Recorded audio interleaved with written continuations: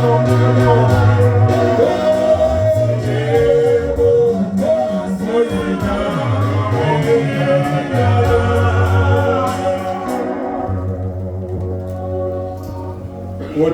kuNkulunkulu weliphezulu nokuthula emhlabeni kubantu abathokozelwa nguye uJesu Kristu inkosi. uJesu Kristu inkosi. Mangithobeke ngibingelele emndenini wakwaButhelezi esihlangene ngawo la. Ngibingelele abefundisi abakhona iBishop Lamla eduze ubaba uNgidi umfundisi osiphathela uhlelo ubaba uZwane abefundisi bonke abakhona uma bekhona obaba nomama intombi nensizwa ngiyabingelela egameni lenkosi uJesu. Ngeke ngisakhuluma okuningi vele ke sila ngoba udadewabo uNombuso sikhonza naye sase sifika ke la ngenhloso yokuthi sibe khona siduduze ngezwi nanoma ngani uNkulunkulu ayibeka enhlizweni.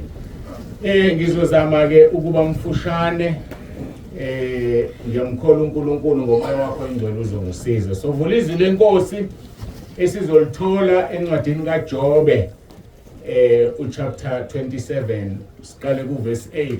Usethandazile umphathi ohlelo ungumfundisi ngabe ngenza iphutha uma ngiphinda ngiqala ngikhuleka usekhulekile. Phela sikhonza uNkulunkulu oyedwa alokhu bandlululo kubantwana bakaNkulunkulu.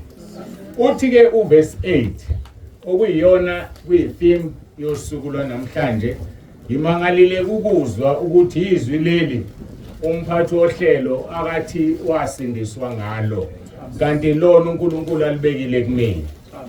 Uverse 8 uthi lini ithemba longena uNkulunkulu nxa enqunywa lapho uNkulunkulu esusa umphefumulo wakhe na. Liyini ithemba longena uNkulunkulu nxa enqunywa lapho uNkulunkulu esusa umphefumulo wakho na. Ukuphila komuntu kuyithemba. Ithemba lomuntu lingukuphila. Lezi zinto ezimbili ngeke uyihlukanise. Ithemba lomuntu ukuphila. Ingakho masibingelelana njengamaZulu angizazi ezizizwe sithanda kabi sesibingelelene injani impilo uyaphila kodwa ngoba ithemba lomuntu impilo. Impilo yomuntu iyithemba. Awuhlali phansi ungenzi lutho ngoba ucabanga ukuthi ngizongisiza ngani ngoba kusasa mhlawumbe ngizobe sengifile.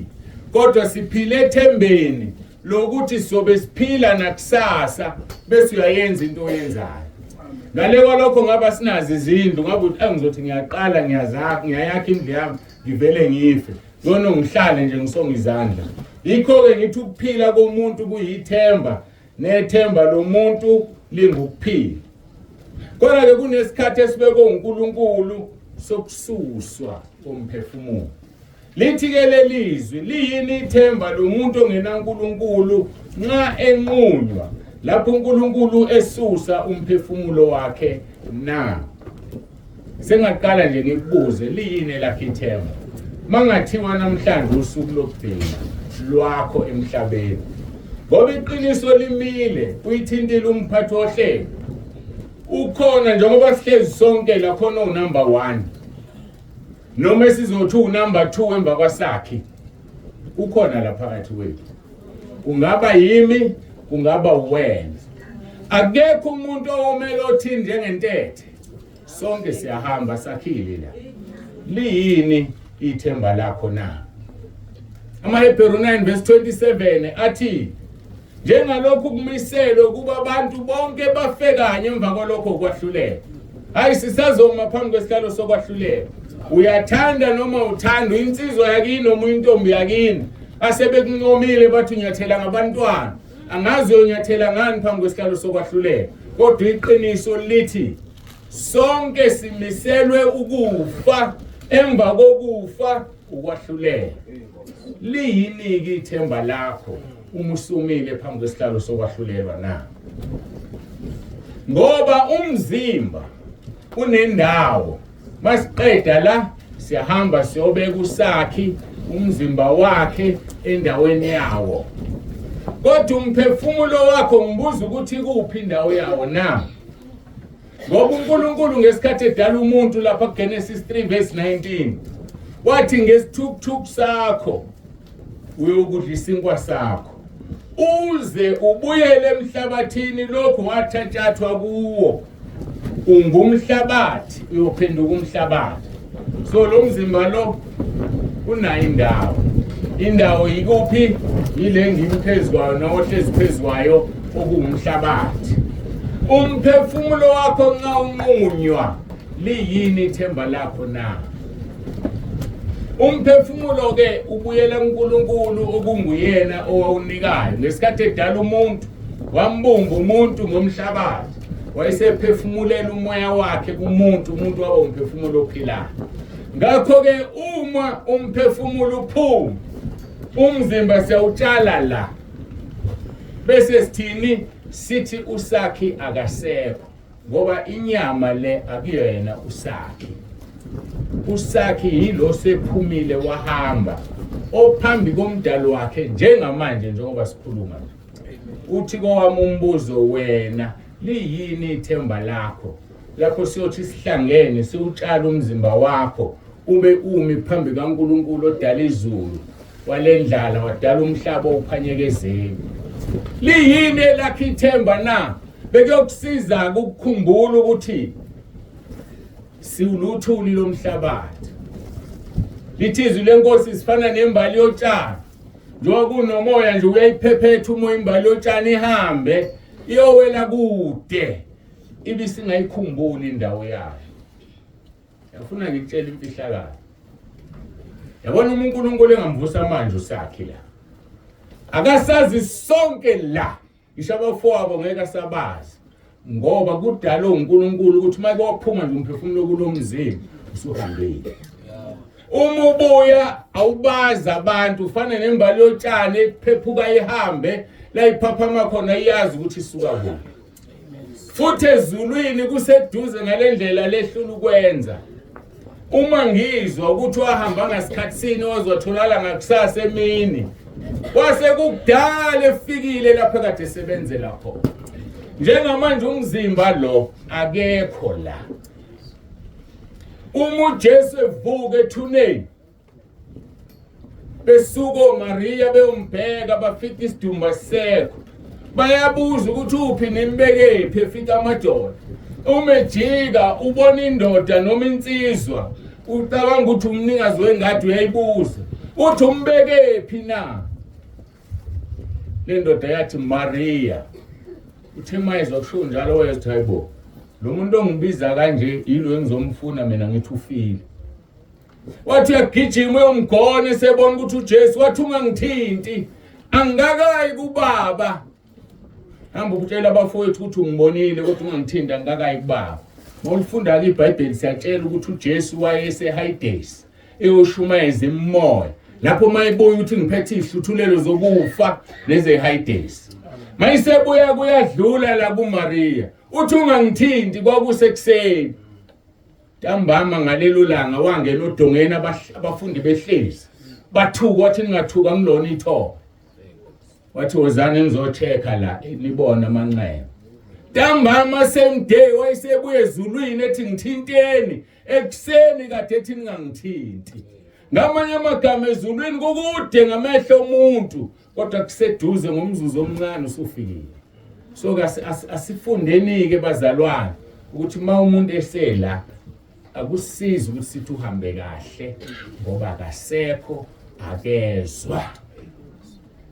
Sikhuluma ke ngokuthi uNkulunkulu uyawulanda umphefumulo. Uma ufunda uGenesis 9 uverse 4 kuya 6 lithi ke phinyama okukuyo umphefumulo wayo kungukuthi igazi layo aniyukulidla.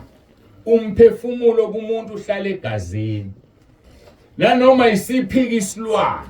Ingakho sibona abantu benza izinto ezingamahlazo emhlabeni. Ngoba abanye benzelwa amagobongo, baphuziswa igazi lembuzi lishisa. Kunomoya wombuzi ngaphakathi, ngoba umphefumulo walembuzi uhleze egazini.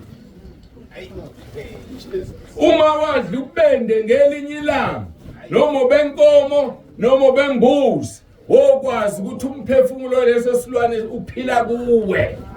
Hayi mina ngizokutshela amaqiniso. Haleluya. Kanti ucabanga ukuthi umphefumulo uhlala akungitshela uhlala lapho umphefumulo. Uhlala lapho umphefumulo.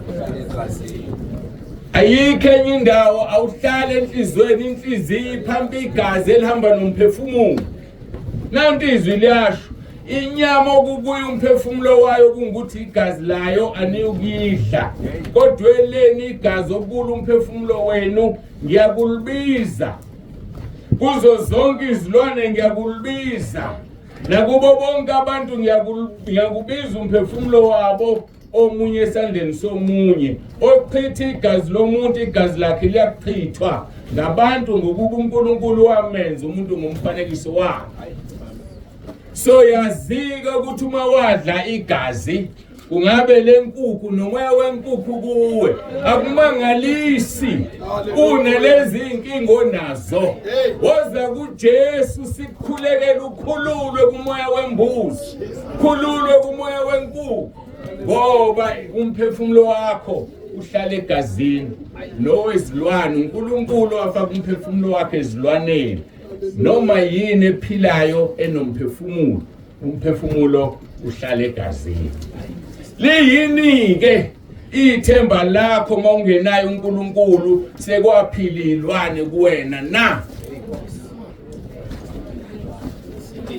ngelinye ilanga ngicabanga kwaku-2018 nangisakhumbule kahle ngifonelwa omunye umama uthi lo mama mfundisi ungizwe emsakazweni iKwezi mfundisi ngicela ungikhulekele nginenkinga izinto zami zivuma ukuhlangana izinto zami zilungi ngingumfundisi ngimaphambi kwebandla yebo ngiyabakhulekela abantu kodwa ngiyeza ukuthi kimina akulungile bese ngithandaza ngenhliziyo ngithi inkosi ngithini kulomuntu athi uNkulunkulu ngitshele fanele avume izono zakhe ngoba ukuvuma isono ukukhulula kuyo yonke lento ngase ngimtshela kufanele uvume izono zakho kodwa njengamanje ngeke ngikunikele lo thuba abakufanele uyicabange kahle uzibhale kusukela unofoyeza untshontshe ushukela unofoyeza uthunya ungafuni unofoyeza ngothunya uzinikina isono kuNkulunkulu leso unofoyeza mayithuma umzali umthuke ngenhliziyo uNkulunkulu uzwile ekhaya ezulwini unofoyeza udlala umatashelana usathane esetshala inkanuko uNkulunkulu ubonile ezulwini ngamtshela wathi uNkulunkulu ngamdedele engathandazeli uRoma 10:9 sase siyathandaza naye ngathi isho lomkhuleke emva kwami abaseRoma 10:9 sakhuleka ngathi makukhuleka ngizwe efonini ngoba sasikhuluma ngefoni kukhala inkukhu lo mama usephumile la ngaphakathi usengaphandle nakho ukukhala inkukhu utha ufuyile bo ngiqhubeke mangithi ngiyakhuleka uqhubeke sekukhala izinja yakhala imfuyo yangaphakathi yadlula kwaphumeza ngaphandle kwakhala imbongolo kwakhala amahashi kwakhala amabhubesi hayi ngathuka wathi ayingeke ngathandaza ngenhliziyo Nkosi kanti kwenze njani la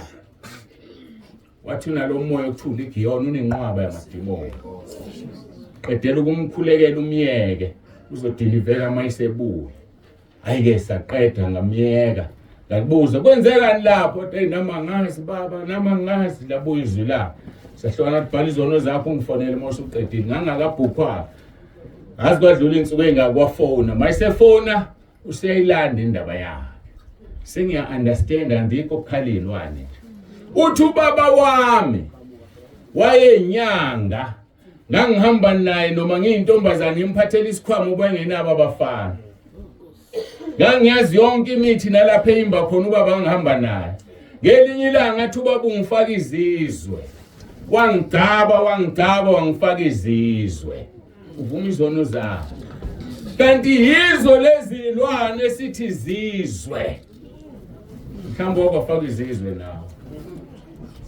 mhlawumbe wakwancinda wakhafula wagcatshwa ake ngikuchazela indaba yokugcatshwa uma umuntu egcatshwa kufuneka kuphume igazi angithi Manje ngaphuma irazor bayiqindezela ngithi. Ngithe kuhlalane egazini. So ngamagama kufanele kuphumele umphefumulo wakho bawuhlanganise nomuthi. Umuthi uhamba namadimoni. Ushadile wena namadimoni njengoba ucatshiwe. Yikho izinto zakho zingalungi. Kudelwa yini uma uhambile uyodaba uyofuna umuthi wentando. Kube ngathi umxoshile lo mfana obumfuna. Usugcwele ilwane phela. Awuboni wena. Kwenziwa yini uma ufuna umsebenzi? Ngizokutshela amaqiniso mina. Wamhlambe ngiphinde ngibuyela wesibili ngibuya la. Angazi noma ngobuya noma imini engunamba 2 emva kwasakhisela. Kodwa ngifuna ukuhamba ngilale kahle ngishile iqiniso. Uhamba ufuna umsebenzi, ugqabe wenze yonke lento, ufake ilwane la kuwena. Bathi abelungu bababuka abantu bakhombe ngapha nangapha bakushiye. Usubuye enyangeni yakho. Umlungu ubona isilwane akakwazi ukuqasha isilwane. Uhambe yodaba kule ngane ethize odaba kuyona ukuthi indoda ilale kuyona masenilele. Ivuke lapha ihamba iqonywe kakhulu. Indaba na usufaka ilwane. Jesus. Woze egazini lika Jesu uvuma isono sakho. Lo mama mayisebuye wazi ivuma izono zakhe waqeda. Ngakhuleka. Ngithe mangiqala ngithi ngiyakhuleka zaqala ilwana nisengithi intini. Sengiyazazi manje ukuthi hayi ngikhuleke ngithi ngiyayikhipha ilwane ayizikhali. Bese ngithandaza ngithi inkosi ngenze njani? Ngizwana ngikhipha idemon 5 minutes. Khulwa 5 minutes ngiphana nedemon. Yenze njani inkosi? Ngamula indaba ke kunekuningana athi ngikwenze. Wasethi biza amandla ami okugcina. Mawulibiza leli gama biza umoya ongcwele amandla ami okugcina. Lithi izwi lenkosi kubafundi bazohlala bakhuleke balindele amandla kamoya ongcwele mase begcwalisiwe bazohamba bashumayele bafakaze.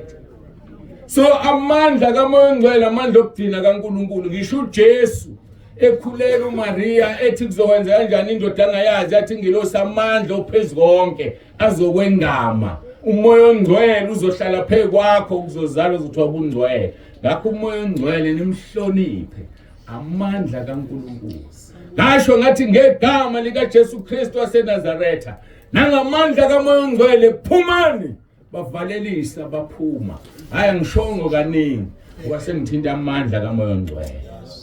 Ngakho yazike namhlanje ukuthi mawagcatshwa akusaphili wena wedwa sokuyidokodo lamadimoni unzima wakho. Uma wagcatshwa kunabanye sebephila kuwena. Lithi ke liyini ithemba longena uNkulunkulu nxa enqunywa na? uNkulunkulu uyakwazi ukubunja kwethu, uyazi ukuthi siwuluthuli. Uma azi uNkulunkulu ukuthi siwuluthuli ngakho kufanele siye kuyena ngoba umzimba wethu uzobuyela uthulile. Uthuli othulile. Ngakho ke liyini ithemba lakho uma umphefumulo wakho unqunywa na? Zikhumbuleke mntaka baba wazi ukuthi ubani wakhiwe kanjani udalwe kanjani uyilungisa indaba yakho noNkulunkulu. Sekufika lesi sikhathi ke esingeke siphikisane naso. Owami umbuzo uthi bamthathe baqhubeke ngiqedele inkulumo yami noma ngivale na? Angilinde nini? Ngithi ngikhuluma nani? Ngiqedele bemile kanje. Oh. Ngakho ke umsebenzi womuntu lithi iBhayibheli lami umuntu umsebenzi wakhe uyamlandela. Sengiyaphetha ngale ndaba. Kunobaba ngapha ngasemthunzini.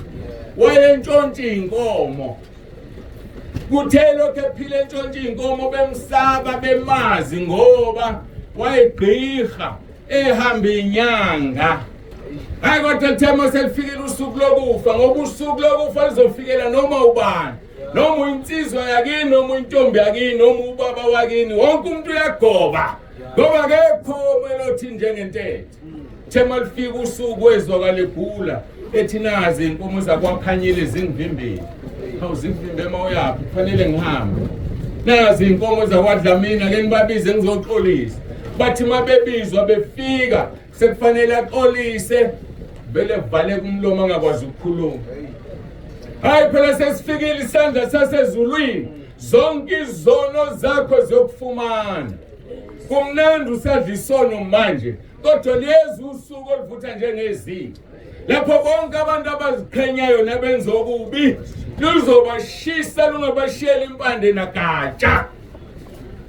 Kufanele wazi uma usahamba emhlabeni usihambi la, kukhona umphefumulo wakho la uyakhona, umzimba nje obelindile nje bazothatha bawutshala, kodwa luyeza usuku lapho wonke umuntu abize esinye isibongo ngathi ngayintshontsha nezabani bafike bathi mabefika vale kukhuluma. Wazibala zonke izibongo zenkomo, bahamba bazi ukuthi umntshontsho wenkomo, kodwa akalitholanga ithuba lokuxolisa. Ngakho ke nginika ithuba lokuthi njengamanje wonke umuntu ofuna uJesu, lo naye uJesu ofuna nje ukumvuma, sikhuleka abaseRoma 10:9 bese ngiyasuka la, asisukumele. Khethe yakho, khethe yakho, ngomindlela zimbi. Khethe yakho, khethe yakho, khethe yakho, ngomindlela zimbi. Enye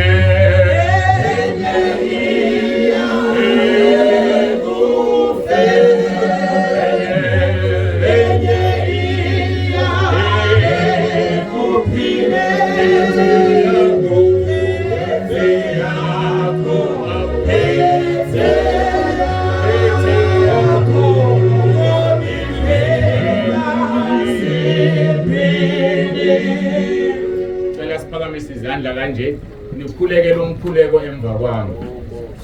Nkosi Jesu, ngiyavuma ngomlomo wami ukuthi uyinkosi.